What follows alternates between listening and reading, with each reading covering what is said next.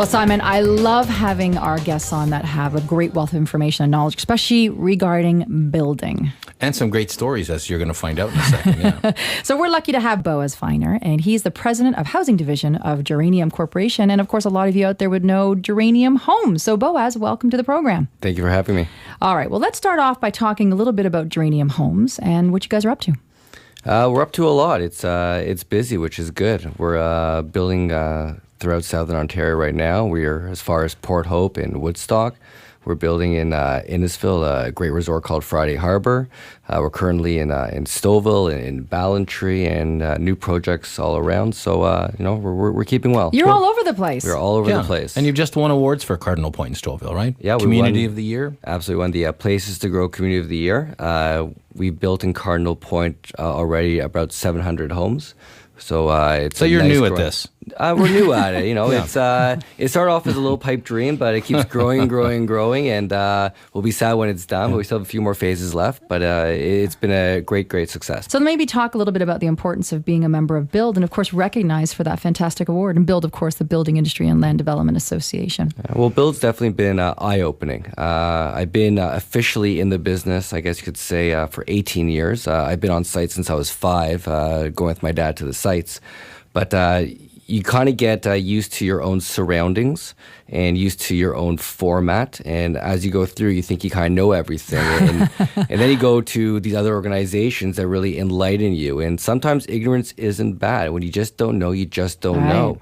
So BUILD was really instrumental in just showing me, a different level of respect for all the people that work in the industry, what they do, and how we all together benefit each other. So it was a good experience. Now, Boaz, we always talk about what different builders are known for, right, Simon? I mean, everybody has their shtick, their thing. So what is Geranium Homes known for? We've always been known for design and pushing design, and we continue to be known for that. We really, if you say if every company, every person has that sort of characteristic they want to be identified with, for us it's home design, thinking outside the box, taking a chance, sometimes unsuccessfully, but that's okay. You learn from those experiences too. But something that you did do that worked, and this was before we came on air, we talked a little bit about how you had decided in a community to try not to have living rooms. So tell us a little bit more about that experience. Yeah, well, we did a whole analysis, and so I have a large family. As you guys know, I have 4 children, and in my old house, which I did not build, I remember walking into my mudroom and myself, my wife, my 4 kids, my dog, and we are tripping all over each other. I remember my wife's coughing over the school bags. It was a disaster. And I remember saying that going upstairs on the main floor of our house, basically 50% of that unit we never used. We spent all our time in the kitchen and in the family room, but our living room and dining room, we just kind of passed by there once in a while. So what we decided to do was, in this family-oriented community, was to kind of go ahead and say, let's see if we can maximize the dollars that people are going to spend. Let's see what percentage of the home we can allow people to use every single day and limit the occasional rooms. We took that expensive square footage of the living room and we distributed it to the rest of the house, whether it was the kitchen, the mudroom in my sake, whether it was in the family room. We found all of a sudden that people were using the majority of the home, the majority of the time. Another thing that Geranium Homes is known for is allowing people to customize their floor plans. I mean, let's forget, the upgrades, the wonderful granite countertops, the floors, all that stuff. That's great. But it's so important to figure out how you're going to live in that home. And you really allow your clientele to choose that. And you work with them. Absolutely. Well, we design houses and people make them into homes. And a lot of time that little tweak, those little personalities is what I call the product differentiator. And a lot of times it's not a big deal, but for them it's everything. And that's something we try to address with our clientele. And that's what keeps them coming back to us, I believe, again and again. And Boaz, people automatically think, oh, that's so expensive. As soon as you take that typical floor plan that you're offering and you make changes and you move this and that, it just becomes out of reach, too expensive. But that's not the case at all. I don't think it's the case. I think it's more expensive actually not to go ahead and do it, because then that's the sticking point between yourself, your spouse, your kids. That I wish I would have done that. I wish I would have done that. And for the rest of time in that house, you'll always regret it. Let's remind people, when you're buying a new home, a lot of money is going into these upgrades.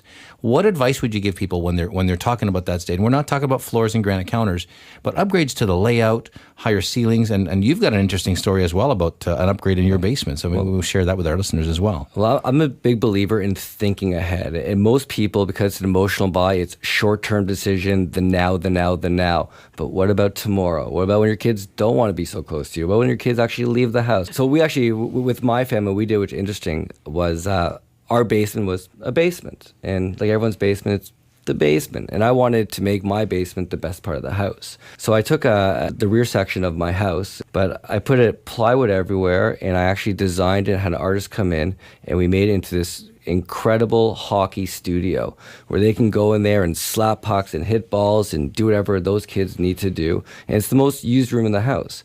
In terms of forward thinking, knowing that my kids will outgrow the space, I actually put in all the work behind the walls to allow for a future movie theater, which is also soundproofed, as well as for a future bar. So when they're gone, my wife and I can then take over the space as well. And Brilliant. It's a great space. And great for resaleability. But let's talk about these other upgrades that a lot of people are doing. I mean, once upon a time, Simon, people had saunas. I mean, they had saunas in their home. It was the thing.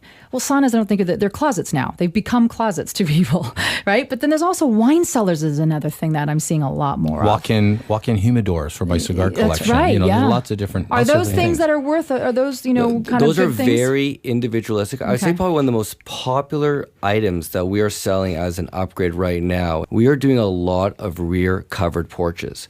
So people can be outside but not have to fuss with umbrellas and cushions and make it a chore. You just go outside and enjoy. I know in my house, one of our favorite activities when it's raining is to grab a bowl of ice cream, sit on the covered porch, and watch just kind of the rain come down. And you know what? It's one of those memories you build in your house. And it is a customization, but you know it really extends your living space year round. I put heaters on our covered porches now for people, so they're out there in the shoulder season. Yeah. So it really is a great feature. All right, Simon, well, certainly upgrades. We're known in Canada here to be upgrade crazy. And, you can spend $1 and maybe not get that $1 back.